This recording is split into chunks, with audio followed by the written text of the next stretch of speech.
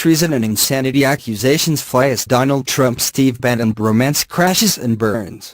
After excerpts of a new book emerged quoting the president's former chief strategist accusing Mr. Trump's son and son-in-law of treason and being unpatriotic, Mr. Trump hit back.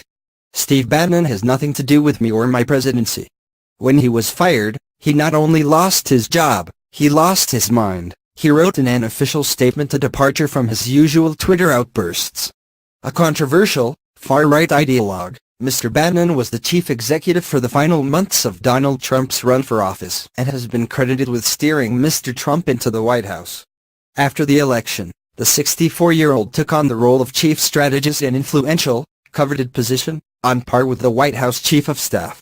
He had top security clearance and was reportedly behind the president's initial, chaotic travel ban. His relationship with the president soured while Mr. Bannon was still in the White House, as Mr. Trump became increasingly annoyed at his advisor being credited for policy decisions being made inside the West Wing. But when Mr. Bannon left the White House in August to purportedly continue the Trump agenda from the outside, the president was full of praise. Mr. Trump called him a friend, said, "I like Steve a lot," and thanked him for his service.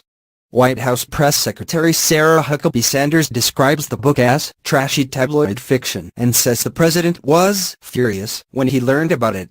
She says it was Mr. Bannon who gave the author access to the White House, and that any staffers who spoke to him did so at the request of the former advisor.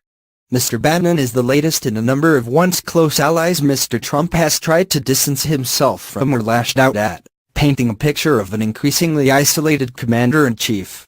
The Republican establishment will be reveling in the president further distancing himself from Mr. Bannon, who gained his notoriety after hitching his ideological wagon to candidate Trump. Mr. Bannon has used his newfound power and profile to try and dethrone traditional Republicans, including the likes of Senate Majority Leader Mitch McConnell, and push for a new breed of right-wing candidates. As Mr. Trump notes in his written statement, finding victory hasn't been as easy for Mr. Bannon since he left the White House. Most notably, he backed failed Alabama Senate candidate Roy Moore, an accused pedophile. There is, however, little doubt Mr. Bannon and his publication Breitbart did a lot to energize Mr. Trump's base. The question now is whether by burning Mr. Bannon, has Mr. Trump burned his base?